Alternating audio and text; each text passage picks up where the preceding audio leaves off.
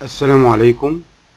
You may recall when we studied political parties, I defined both political parties and interest groups, and I explained in some detail the difference between political parties and interest groups. Today, we are going to shed some more focus on interest groups, the relationship between interest groups and different types of government, weak or strong, the factors that make interest groups effective, and the several strategies interest groups use to achieve their goal. Let's explain the several strategies or methods used by interest groups to achieve their goals or some of their goals. The traditionalist strategy or method used by groups is approaching the legislators. And this is what lobbying is all about. But also, groups may approach the executive, the cabinet members, depending on the issue. They also may approach the judiciary, the courts, trying to influence the outcomes of the courts or the ruling. They also may take their cause directly to the people, to the public. And this is what appeals to the public needs. They may engage in peaceful demonstrations trying to draw attention to their cause. But when they lose their faith in all peaceful methods to achieve their goals or some of their goals, groups may engage in violent protest. The first and the traditional method or strategy utilized by interest groups to achieve their goals is approaching lawmakers, legislators, or members of parliament. And this is what lobbying is all about. Lobbying as an activity refers to interest groups' efforts to persuade legislators. And among numerous and different strategies and methods utilized by interest groups, lobbying receives the most attention among political scholars. As a matter of fact, some scholars or many are convinced that lobbyists buy members of parliament because lobbyists get whatever they want. Interest groups uh, get whatever they want because they have the organization, they have the money, and they donate, huge amounts of money to the electoral campaigns of legislators. When a major interest is threatened by new laws or proposed changes in laws, groups will spare no time, no expense to work to prevent the law or the change in law from happening. And you know what? They are usually successful because money buys access, because no lobbyist left behind. The second strategy used by interest groups to achieve their goals is approaching the executive, the cabinet members. Depending on issue, executive branch may be the target. Here, groups may not want a new law, just a favorable interpretation or implementation of an existing law. Um, I mean, implementation or interpretation that takes into consideration the goals or interests of groups. And here, in approaching the executive or the cabinet members or ministers, groups use many of the same tactics that they use on legislators. So donation to their electoral campaigns, consultations, and etc., etc. The third strategy utilized by groups to achieve their goals is approaching the judicial branch of government, the courts. And here groups may use one of two different tactics. The first one is they may initiate lawsuits on behalf of groups or a class of people whose interests they represent, or they may go directly filing briefs to the courts in support of a person whose cause they shape. The fourth strategy is, is appealing to the public.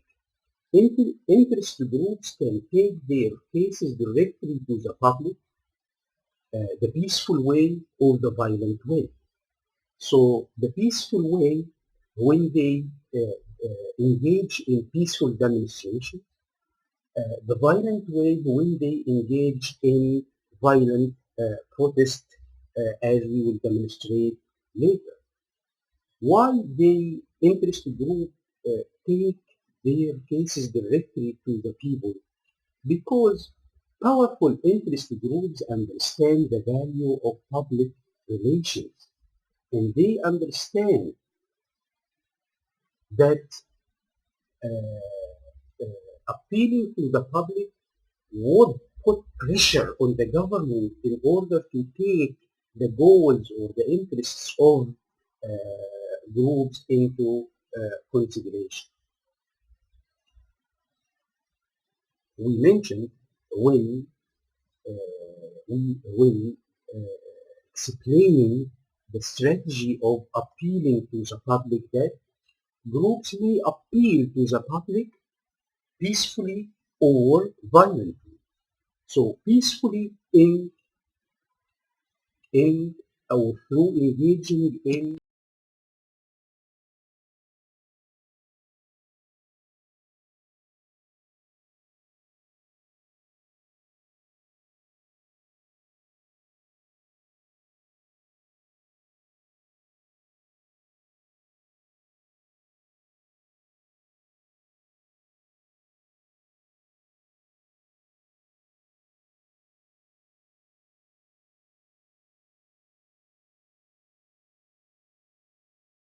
let's continue explaining the different strategies used by interest groups in order to achieve their goals or some of their goals.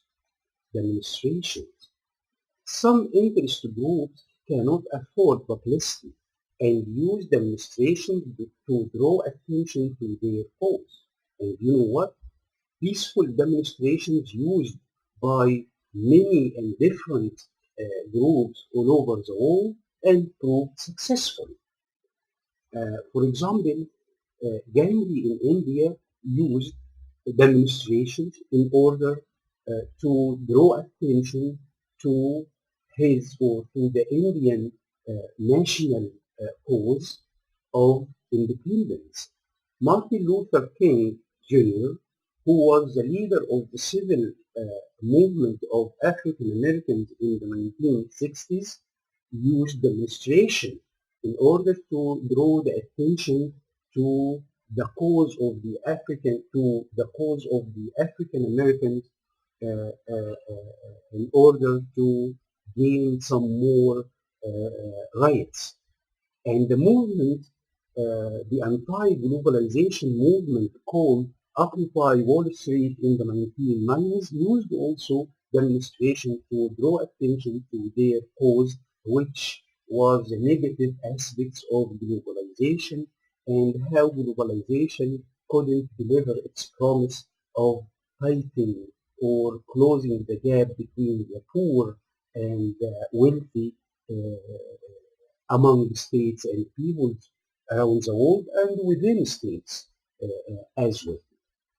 But when a group loses faith in the system, in the government, and believe that conventional or peaceful political channels no longer work, they may actually resort to violence in order to achieve their goals or some of their goals. I mean, the effectiveness of violence as a strategy of interest groups, its effectiveness is debatable. Some would think that it is successful, and some would say, no, it is not successful. Some who think it works, they argue that violent protest works in certain circumstances. For example, Gandhi and his colleagues actually managed to get Britain out of India and achieve independence of India and Pakistan in late 1940s. And also violence was used by the civil movement in the United States in the 60s and managed to secure some rights or certain rights for the African American people in the United States. And in South Africa, Nelson Mandela managed to end the policy of apartheid, which was racial discrimination against the blacks in South Africa using some violence. So the effectiveness or the success of violence as a strategy in achieving interest groups' goal is debatable. To sum up, interest groups use many and different tactics or strategies or methods in order to achieve their goals or some of their goals, including approaching lawmakers or members of parliament, and this is what lobbying is all about, or approaching the executive or the cabinet members, different departments of the government ministries, or trying to influence the outcomes of the courts, or appealing to the public, or taking their cause directly into the administration. As a last resort, interest groups may engage in violence when they think that all normal or conventional channels to achieve their goals is closed. Thank you.